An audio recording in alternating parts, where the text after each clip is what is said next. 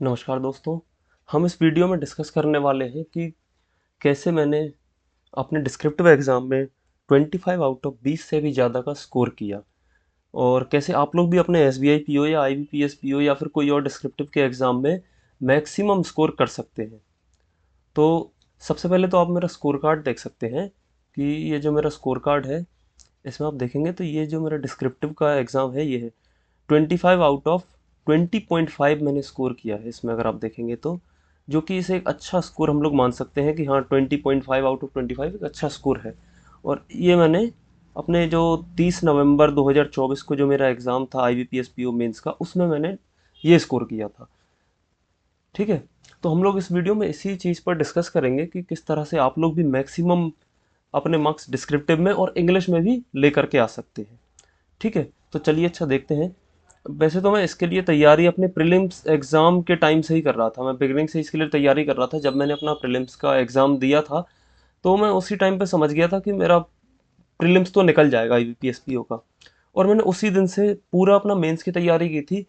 साथ साथ मैंने डिस्क्रिप्टिव भी उसी दिन से ही लिखना तैयार कर स्टार्ट कर दिया था और उसी दिन से इसके लिए वीडियोस देखने लग गया था और तैयारी शुरू कर दी थी। ठीक है, तो अब सबसे पहले मैं बात करूँगा कि मैं क्या क्या करता था।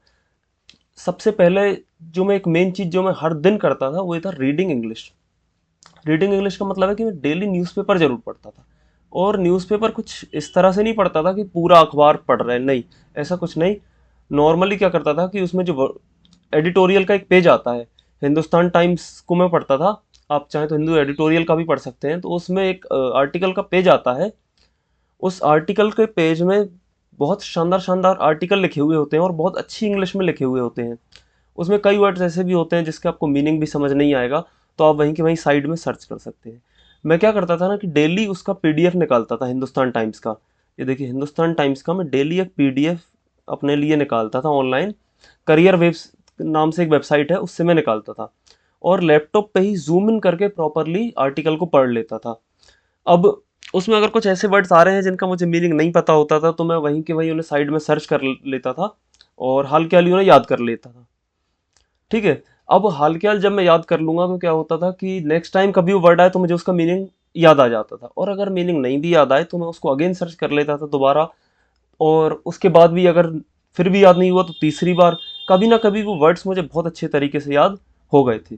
और रीडिंग अच्छे से करने से ये होता था कि जब मैं अपना इंग्लिश का भी एग्ज़ाम देता था तो उसमें भी मुझे बहुत ज़्यादा हेल्प हो जाती थी, क्योंकि डेली डेली रीडिंग करने से पैसेज में और अलग अलग चीज़ों में समझ में आ जाता था कि क्या गलत है और क्या नहीं है, और एक मैं सही आंसर अपने मार्क कर लेता था।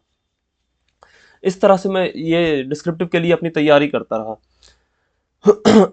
इसके साथ साथ जब आप रीजनिंग में पजल देंगे या सीटिंग अरेंजमेंट बना रहे होंगे तब भी आप, अगर आप इंग्लिश डेली पढ़ रहे हैं तो आप बहुत अच्छे से उसको जल्दी से जल्दी रीड कर जाएंगे कंपेरेटिवली जो दूसरे बच्चे हैं जो स्लो रीड करेंगे और स्लो उसको समझ पाएंगे। आप बहुत जल्दी अपने पजल को समझ जाएंगे और बहुत जल्दी बना भी लेंगे अगर आपने डेली इंग्लिश रीड की होगी। ये जो प्रैक्टिस है मैं कंटिन्यू ऑलमोस्ट 2 साल से कर रहा था, कि मैं 2 साल से डेली डेली डेली रीडिंग करता था। ठीक है, और अपने प्रीलिम्स एग्जाम्स के बाद मैंने अपने डिस्क्रिप्टिव पे और ज़्यादा फोकस कर दिया था, क्योंकि मैं सोच रहा था कि डिस्क्रिप्टिव में ज़्यादा अच्छा स्कोर करूँ, इंग्लिश में ज़्यादा अच्छा स्कोर करूँ, और साथ साथ बैंकिंग अवेयरनेस या फिर करंट अफेयर जिसको बोलेंगे उसमें मैं ज़्यादा से ज़्यादा स्कोर करूँ। क्योंकि मैं मैथ रीजनिंग पे बहुत ज़्यादा भरोसा नहीं कर सकता था कि इनमें सारे के सारे मैं क्वेश्चन अच्छे से कर लूँगा या मैं बहुत अच्छे मार्क्स स्कोर कर लूँगा, मुझे ऐसा बिल्कुल भी नहीं लग रहा था। तो मैंने क्या किया, डिस्क्रिप्टिव, बैंकिंग अवेयरनेस और स्पेशली इंग्लिश का जो पोर्शन है इस पे मैंने अपना फोकस किया था। ठीक है, जो नेक्स्ट चीज़ जो मैं डेली कर लेता था वो था ये basic English grammar and vocabulary. इसके लिए मैं क्या करता था कि एक नीतू सिंह मैडम की एक बुक आती है प्लिंथ टू पैरामाउंट, आप सभी ने इस बुक को शायद देखा होगा, जानते भी होंगे। इस बुक से मैंने अपनी बेसिक ग्रामर को ठीक कर लिया था, कोई बहुत एडवांस ग्रामर तो नहीं, लेकिन हाँ बेसिक ग्रामर में इससे सीख गया था कि मैं ग्रामेटिकल मिस्टेक कम से कम करूँ, स्पेशली टेंसेस वगैरह में या डायरेक्ट इनडायरेक्ट। उस बुक में ना आप शुरुआत के 4 चैप्टर पढ़ सकते हैं। एक पहला चैप्टर वर्ब का है और सेकंड चैप्टर है उसमें टेंसेस का, सेकंड है, थर्ड चैप्टर है एक्टिव पैसिव का, और फोर्थ वाला चैप्टर है डायरेक्ट इनडायरेक्ट का। ये 4 चैप्टर तो मैंने बहुत अच्छे से कर लिए थे और इससे मुझे ग्रामर में समझ आने लग गया था कि कहाँ पे मुझे कौन सा प्रिपोजिशन या क्या वर्ड लगाना है, कहाँ नहीं लगाना है। इस चीज़ ने भी मेरी बहुत ज़्यादा मदद करी थी। क्या है ना कि जब आप अपना डिस्क्रिप्टिव का एग्ज़ाम वहाँ पर लिखेंगे तो आप ये बात जानते होंगे कि कंप्यूटर यानी कि एआई चेक करता है, कोई ह्यूमन बीइंग चेक नहीं कर रहा। अब जब ह्यूमन बीइंग चेक नहीं कर रहा तो हमें कंप्यूटर को ही फोकस में रख के अपना ऐसे या लेटर लिखना है। तो उसमें सबसे मेन 3 बातें होती हैं। सबसे पहली कि आप ग्रामेटिकल मिस्टेक ना करें, क्योंकि कंप्यूटर ग्रामेटिकल मिस्टेक को पकड़ लेता है जल्दी। सेकंड, आप स्पेलिंग मिस्टेक ना करें, क्योंकि कंप्यूटर स्पेलिंग मिस्टेक को भी बहुत जल्दी पकड़ेगा। ठीक। और थर्ड ये चीज़ है कि आप अपने वर्ड्स को पूरा लिखें। ऐसे 250 वर्ड्स का होता है आई थिंक, और लेटर 150 वर्ड्स का होता है। तो आप पूरी कोशिश करें कि मैं 250 वर्ड उसके ऑलमोस्ट पूरे करूं, और ये जो लेटर है इसका भी मैं ऑलमोस्ट ऑलमोस्ट 150 वर्ड तो लिखूं ही। ठीक है। अब कई बच्चे सोचेंगे कि ये मैं कैसे करूं, 150 वर्ड कैसे लिखूं या 250 वर्ड, मेरी तो इतनी स्पीड ही नहीं आती, आधा घंटे का टाइम मिलता है, आधा घंटे में मैं कैसे इतना जल्दी जल्दी लिखूंगा। तो उसके लिए ये तरीका है बच्चों कि आप शुरुआत से ही टाइपिंग की प्रैक्टिस भी करें। देखिए, अगर आपको एग्जाम निकालना है तो आपको हर छोटे छोटे एस्पेक्ट पे खुद पे काम करना पड़ेगा। जब डिस्क्रिप्टिव खुलता है ना, तो 3 घंटे का एग्जाम हम ऑलरेडी दे चुके होते हैं अपना, और हम लोग लगभग लगभग एग्जॉस्ट हो चुके होते हैं, लेकिन जस्ट हाल के हाल ही एग्जाम खत्म होते ही हमें आधा घंटे का टाइम स्टार्ट हो जाता है, और उसी आधा घंटा में हमें कैसे भी करके अपना ऐसे और लेटर पूरा लिखना होता है। मैक्सिमम बच्चों का मैं देखता हूँ कि ऐसे या लेटर आधा आधा छूट ही जाता है। लेकिन अगर आप डेली टाइपिंग करेंगे, बिगिनिंग से करेंगे और अपनी टाइपिंग को अच्छी कर लेंगे, तो आप आधा घंटे में अपना पूरा ऐसे लिख लेंगे, पूरा लेटर लिख लेंगे, और उसको चेक कर लेंगे, पढ़ भी लेंगे दोबारा, जैसा कि मैंने किया था। मैंने अपना पूरा ऐसे लिख लिया था, पूरा मैंने लेटर भी लिख लिया था, और बाद में बचे हुए समय में मैंने उसे बार बार रीड भी कर लिया था। मैं समझ गया था कि मेरा ऐसे और लेटर तो बहुत अच्छे से लिखा है, और इसमें किसी तरह की कोई गलती नहीं है। ठीक है। तो इस ग्रामर की ये जो बुक है, इससे आपको बहुत ज़्यादा बेनिफिट मिलेगा, आपकी ग्रामेटिकल मिस्टेक नहीं होंगी, और आप स्पेलिंग मिस्टेक भी वहाँ ना करें। और अगर कोई हैवी वर्ड आप लिखना चाहते हैं जिसकी स्पेलिंग कठिन है, तो अवॉइड करें, उसकी जगह कोई और एक ऑल्टरनेट लाइन लिख दें, पर ज़्यादा कोई हैवी वर्ड ऐसा ना लिखें जिसमें आपको लगे कि इसकी स्पेलिंग पे मुझे डाउट है, ये शायद गलत ना हो जाए। ठीक है। जो थर्ड एक और तीसरी चीज़ जो हम शेयर करना चाहेंगे वो यही, डेली राइटिंग वन ऐसे एंड लेटर। हाँ, ये जो एक वेबसाइट है गाइडली, गाइडली टेस्ट सीरीज भी प्रोवाइड करता है। मैं इसी पर डिस्क्रिप्टिव की डेली में प्रैक्टिस करता था। हर दिन मैं मॉर्निंग में जब अपनी पढ़ाई स्टार्ट करता था, सबसे पहले मैं डिस्क्रिप्टिव करता था, जिसमें एक ऐसे और लेटर में गाइडली पर एक इसका टेस्ट दे देता था। ये हाल के हाल ही उसमें स्कोर भी बता देता है कि आपका कितना स्कोर रहा है, 25 आउट ऑफ। ऐसे का ये अलग स्कोर देगा और लेटर का ये अलग देगा। ठीक है। तो आप उसी से खुद को जज करते रहेंगे कि कितना मेरा अभी स्कोर आ रहा है, कितना आ रहा, कितना आ रहा, और एग्जाम में इतने दिन बचे, मुझे अच्छे से अच्छा स्कोर करना है। ठीक है। तो इस तरह से आपको बहुत अच्छी इसमें प्रैक्टिस हो जाएगी। इसका शायद आपको खरीदना पड़ेगा, डिस्क्रिप्ट का जो भी है, मैंने तो खरीदा था, IBPS PO के लिए मैं उसको यूज़ कर लेता था। बहुत ही ज़्यादा मुझे उससे बेनिफिट हुआ था।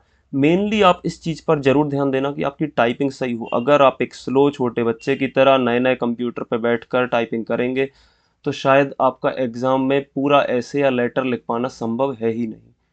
अगर आप चाहते हैं कि मैं पूरा ऐसे लिखूं, पूरा लेटर लिखूं, तो फिर आप डेली कंप्यूटर पर कुछ नहीं तो 15 मिनट टाइपिंग तो करें। और टाइपिंग नॉर्मल वाली ना करें। एक पैटर्न होता है टाइपिंग का, वेबसाइट पे सिखाया जाता है, जिसमें आप चार चार उंगलियां अपनी दोनों कीबोर्ड पर रखते हैं, दो अपने अंगूठे दोनों स्पेस बार पर रखते हैं, एंड देन कीबोर्ड को बिना देखे ओनली स्क्रीन पर देख के टाइप करते हैं। उस तरह से टाइपिंग सीखना। अगर आप उस तरह से सीखेंगे तो आपको बहुत बढ़िया तरीके से टाइपिंग अच्छी हो जाएगी, और फिर आप डिस्क्रिप्टिव को दिए गए समय से भी बहुत कम समय में पूरा करके बैठ जाएंगे। ठीक है। ये चीज़ हो गई। इसके अलावा रीडिंग, रीडिंग डेली। अब देखिए, मैं आपको एक चीज़ बताना चाहूँगा कि अगर आप IBPS PO मेंस का एग्ज़ाम क्लियर करना चाहते हैं, या फिर आप SBI PO का भी क्लियर करना चाहते हैं, तो ये जो एक तरीका है, देखिए, आप 25 मार्क्स का तो केवल डिस्क्रिप्टिव ही होता है। इंग्लिश खुद 40 मार्क्स की आती है पूरी, एंड जनरल अवेयरनेस बैंकिंग ये भी 40 मार्क्स का आता है। तो अगर हम इन, और कट ऑफ कितनी गई है, मेरी EWS की कट ऑफ 64.75 है, और वैसे जनरल की जो कट ऑफ थी वो 66 थी।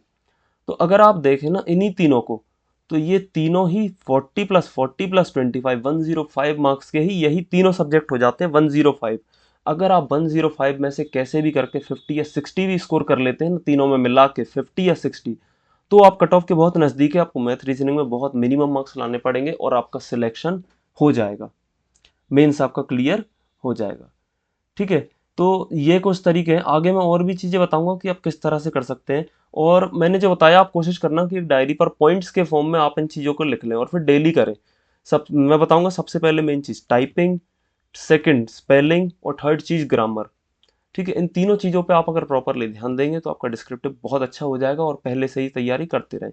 और हिंदुस्तान टाइम्स या फिर हिंदू एडिटोरियल रीड करने का एक और बेनिफिट मुझे होता था कि कोई भी अगर टॉपिक उन्होंने दिया है कि मुझे इस टॉपिक पर ऐसे लिखना है या मुझे इस टॉपिक पर लेटर लिखना है, तो इतना ज़्यादा न्यूज़पेपर रीड करने से नॉलेज इतनी अच्छी हो गई थी कि मुझे मोस्टली हर टॉपिक पर एक बेसिक जानकारी होती थी कि मुझे इस पर मैं क्या लिख सकता हूँ। ऐसा नहीं होता था कि आइडिया ही नहीं आ रहा है दिमाग में, आइडिया पूरे आते थे, और मैं किसी भी टॉपिक पर मैं मैक्सिमम लिखने की दम रख लेता था।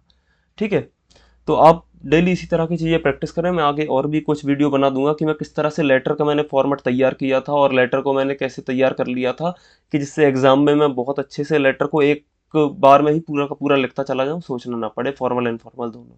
ठीक है, अभी के लिए इस वीडियो को एंड करते हैं। Okay, thank you.